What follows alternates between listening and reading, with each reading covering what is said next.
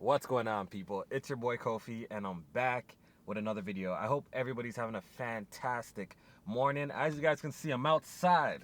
Today, I'm going to be talking about the Summer Game Fest, and honestly, I'm going to probably be doing a lot more videos like this. My schedule's a little bit crazy these days, so I'm going to be trying to film videos when I'm out and about, maybe doing things on my way to work, maybe coming back from work. Hopefully, you guys appreciate the attempt of me trying to create more content for you guys. So if you guys enjoyed the video, make sure you guys hit the like button and subscribe for more. Listen, at this point, we need E3 back. We need E3 back ASAP because Summer Game Fest is not it at all. I know the past couple of E3s that we had, like, I believe 2018, 19, 17, I think E3 was still around. The past couple wasn't really that great, but it was still better than this whole Summer Game Fest thing. Look, Jeff Keighley, I have a lot of respect for you, real talk. I really don't hate the guy. I know some people be hating on Jeff Keighley for no reason, but I actually think the guy, he seems pretty genuine. He seems like a cool dude. But Summer Game Fest is not it. He's always taking shots at E3, at the ESA every chance he gets. I get it. This is a great opportunity. E3 is, going through turmoil right now, and you're stepping in to kind of take over. But the past couple of Summer Game Fest has not been it. So I'm really hoping E3 does come back at this point. I've just missed the week. I missed a week of huge announcements, man. Back-to-back conferences from Bethesda, whether it be an EA Play, even those were mid, Ubisoft, Microsoft, PlayStation, Nintendo. Like, I actually missed that old school format. And I think people were a little too quick in trying to get E3 the hell out of here, man.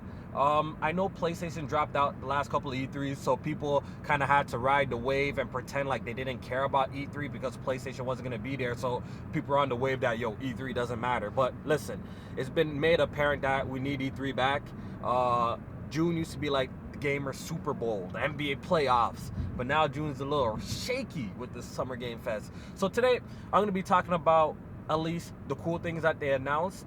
I'm not going to be covering every single game because they had a whole lot of bull crap on there, but I'm just going to talk about the games that, stood out to me. There was a couple in there that were pretty heat, not so much new announcements, but we did get second looks at certain games that, I'm looking forward to playing. All right, so we're going to start off with Street Fighter 6. Street Fighter 6, they did a reveal. They revealed Guile. It's looking incredible. Hopefully you guys can see me clearly. I know it's a little shady in here, and I'm a pretty dark dude, but they showed Guile, and he looks fantastic. The game Street Fighter 6 overall just looks like it's gonna be an amazing game. So I can't wait to play it. It was looking really, really good. They showed more footage, an extended trailer of Callisto Protocol. I believe that's how you properly pronounce it. It's by the people who made, the original Dead Space games back in the day. And I'm telling you, man, I was a little bit, nervous about it, even though the trailer that we've seen before looked really good. But these days, you can never trust a trailer until you see proper hands-on footage. So they did give us a little preview of the game, and I was instantly sold. The game looks absolutely fantastic. The visuals are beautiful, top notch, and it's coming out this year, man. It's definitely a day one buy. And it seemed like Summer Game Fest had a lot of space horror games this year. There were a couple of space horror games that, caught my attention, and I'm definitely going to be paying attention to them. But Callisto Protocol is definitely a day one buy, and I can't wait for that game, and I can't wait for it. It looked absolutely amazing. We got a first look at Call of Duty Modern Warfare 2 campaign. It's Call of Duty. Every year it's the same thing. The graphics do look nice, but at this point, like, it was no new innovation. It was just nothing new. It's literally Call of Duty. Am I going to be picking up Modern Warfare 2? Probably, because I really did like the reboot of Modern Warfare. The campaign was actually surprisingly pretty good, and I did enjoy gunfight and stuff like that. The 2v2 mode they had on the multiplayer, so I did play it a little bit. But honestly, I haven't really played a Call of Duty game seriously since Black Ops 2. So, with that being said, I will check out Modern Warfare 2. It's launching on Steam for the first time in a long time for a full $70. But you already know PC gamers are going to find a way. Green Man Gaming exists. CD Keys exist, so I'm definitely not paying $70 for that joint. But I am going to pick up Call of Duty. You know, I skipped the Vanguard. I never played it. I skipped Cold War. I never played it. So I think it's time for me to jump back on a little bit of Call of Duty and see what it's hitting for with this Modern Warfare 2. Another game that stood out to me was Marvel Midnight Suns. They revealed a new character. Spider-Man is going to be in the game. Yes, Xbox players are finally going to have their own Spider-Man game with Marvel's Midnight Suns. So this game is pretty much like an XCOM from what I'm hearing. It's we didn't really get no new footage. We just got a whole bunch of CGI shit, but it's supposed to be like an XCOM type of game. And you know, I'm remotely interested in those type of games, man. I'm not super hardcore in those strategy games, but I do love Fire Emblem. I played 2 of those games and I really enjoyed it. I did like that Mario Rabbids game. That shit was fire, and apparently that's supposed to be XCOM light-esque. So yo, with this Marvel game, if it turns out to be good and I hear good things about it, I'm definitely gonna be giving it a shot on PC 100%. My boy Jack Move was very happy about this next announcement. They announced Teenage Mutant Ninja Turtles coming out next week. I may be wrong on this, but I believe the release date was June 16th. I may be wrong, so don't quote me on that, but it's literally coming out next week, and the game is gonna offer 6-player co-op. So that's pretty dope. I would love to get together with the boys and play that. Maybe live stream it for you guys, so hopefully that happens. And the music in that game was absolutely fire from what we've seen in that trailer, so I was really happy to see that. We got another look at Cuphead. We know that's coming out this month as well, the delicious last course.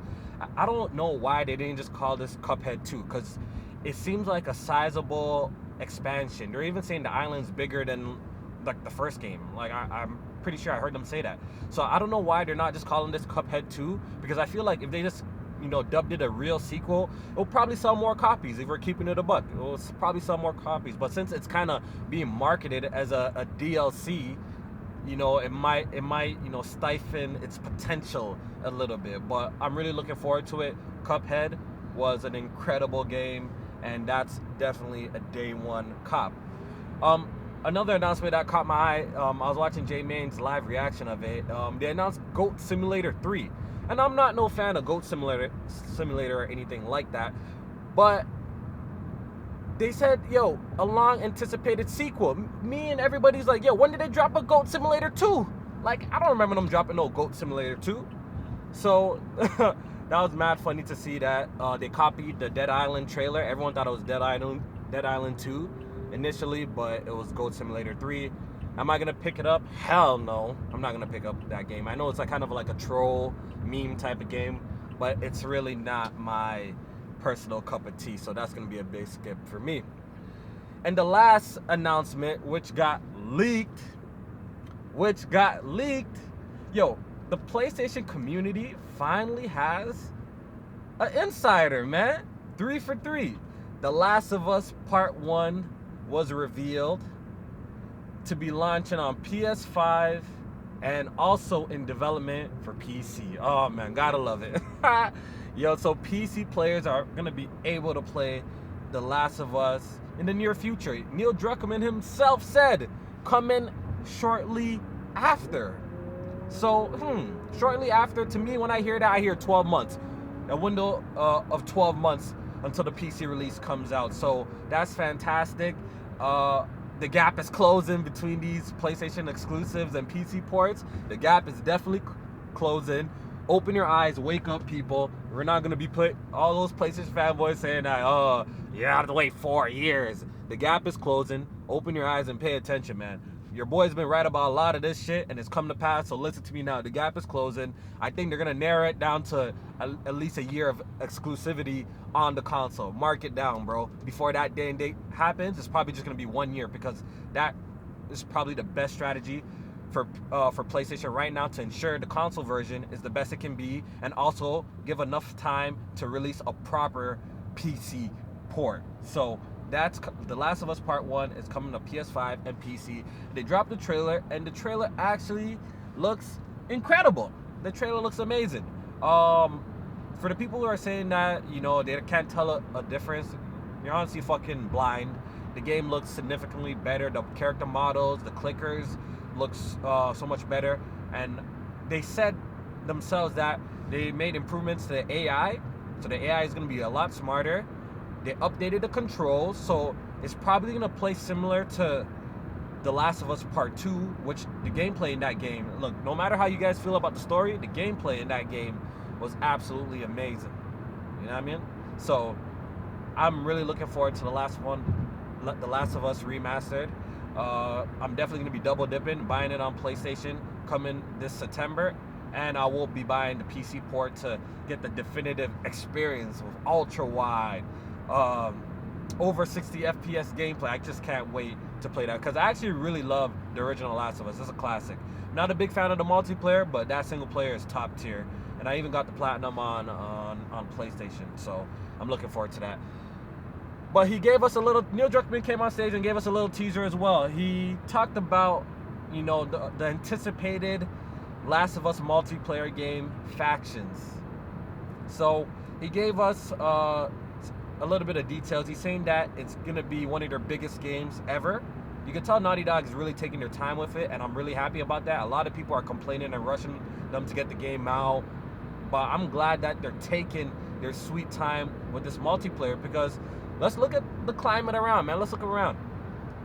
Halo Infinite, it launched pretty poorly. Battlefield, it launched pretty poorly. There's been a whole lot of games as a service games that have been launching poorly, unfinished, lackluster.